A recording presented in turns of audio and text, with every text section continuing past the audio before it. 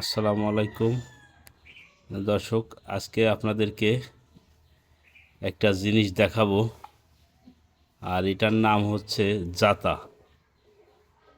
আগেরকার দিনে যখন মেশিন ছিল না, তখন কিন্তু মানুষ এই জাতাই করেই কিন্তু আহ, কলাই, গম এগুলো ভাঙায় গুঁড়ি করা হতো। আর এই যে যে জাতাটি দেখছি, এটি কিন্তু আমাদের ঘরে এর কিন্তু দুইটা থাকে। এটা হচ্ছে উপরের পার্ট, আর এই যে এইখান দিয়ে ডাউল দেওয়া হয়, আর এই ফুটা দিয়ে আরেকটা জাতা তলে দেওয়া হয়, আর এইখানে একটা লাঠি দিয়ে ঘোরানো হয়।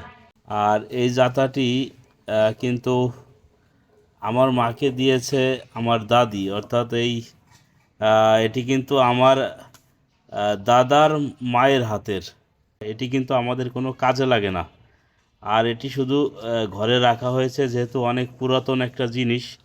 আর এখনকার সময়ে যেহেতু এগুলোর কোনো চলন নেই, এ কারণে কিন্তু আমরা ঘরের ভিতরে রেখে দিয়েছি স্মৃতি হিসেবে।